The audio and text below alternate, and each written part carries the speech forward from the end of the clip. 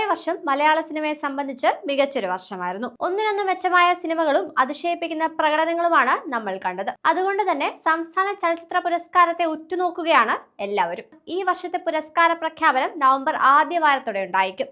128 സിനിമകളാണ് ഇത്തവണ അവാർഡിനായി എത്തിയിരിക്കുന്നത്. രഞ്ജൻ പ്രമോദ്, ജിബു ജേക്കബ് എന്നിവരുടെ നേതൃത്വത്തിൽ 2 വിഭാഗമായി തിരിഞ്ഞുള്ള ആദ്യഘട്ട സ്ക്രീനിംഗ് ഇതിനോടകം തന്നെ ആരംഭിച്ചു കഴിഞ്ഞു.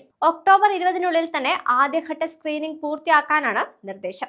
ആദ്യഘട്ട സ്ക്രീനിംഗ് പൂർത്തിയാക്കുന്നതോടെ 38 സിനിമകളുടെ ചുരുക്കപ്പട്ടിക തയ്യാറാക്കും. ചലച്ചിത്ര award jury chairman Prakash Raj ഉൾപ്പെടുന്ന അന്തിമ ജൂറി ഈ 38 സിനിമകളായിരിക്കും കാണുക.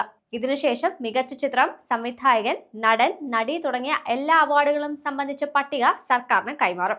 എല്ലാ നടപടികളും പൂർത്തിയാക്കി നവംബർ ആദ്യം പ്രഖ്യാപനം നടത്തും. ഇതിനോടകം രാജ്യാന്തര വേദികളിൽ ശ്രദ്ധ നേടിയും തിയേറ്ററുകളിൽ വൻ വിജയമായതും ഉൾപ്പെടെയുള്ള സിനിമകളാണ് അവാർഡിനായി പരിഗണിക്കുന്നത്. ബ്രഹ്മയുഗം, ബറോസ്, മലൈക്കോട്ട വാലിബൻ തുടങ്ങിയ ചിത്രങ്ങളിലൂടെ സൂപ്പർ താരങ്ങളായ മമ്മൂട്ടിയും മോഹൻലാലും ഇത്തവണയും മത്സരത്തിൽ മുൻനിരയിൽ തന്നെയുണ്ട്.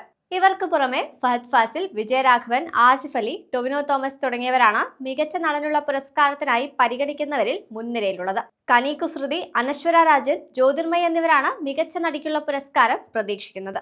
മഞ്ഞുമൽ ബോയ്സ്, പ്രേമലു, മാർക്കോ, കിഷ്കിന്ധാകാന്ഡം, ഫെമിനിച്ചി ഫാത്തിമ തുടങ്ങിയവയാണ് മികച്ച ചിത്രത്തിനായി മത്സരിക്കുന്നവയിൽ പ്രധാനപ്പെട്ട ചിലത്. മത്സരിക്കാനെത്തിയ 128 സിനിമകളിൽ 53 ചിത്രങ്ങൾ നവാഗതർ സംവിധാനം ചെയ്തതാണെന്നതാണ് ശ്രദ്ധേയം.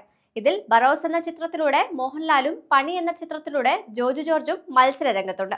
അടുത്ത മാസം ആദ്യത്തോടെ തദ്ദേശ തെരഞ്ഞെടുപ്പ് പ്രഖ്യാപനം ഉണ്ടാകുമെന്ന് പ്രതീക്ഷിക്കുന്നു. ഇതും കൂടി പരിഗണിച്ചാണ് അവാർഡ് നടപടികൾ വേഗത്തിലാക്കുന്നത്. പ്രകാശ് രാജിന് പുറമെ അന്തിമ ജൂറിയിൽ ഡബിംഗ് ആർട്ടിസ്റ്റ് ഭാഗ്യലക്ഷ്മി, പിന്നണി ഗായിക ഗായത്രി അശോകൻ, സൗണ്ട് ഡിസൈനർ നിതിൻ ലൂക്കോസ്, തിരക്കഥാകൃത്തും എഴുത്തുകാരനുമായ സന്തോഷ് എച്ചിക്കാനം എന്നിവരാണ് അംഗങ്ങൾ. പ്രാഥമിക ജൂറിയിലെ 2 സബ് കമ്മിറ്റികളുടെ ചെയർപേഴ്സൺമാരായ രഞ്ജൻ പ്രമോദ്, ജിബു ജേക്കബ് എന്നിവരും അന്തിമ വിധി നിർണയ സമിതിയിലെ അംഗങ്ങളാണ്.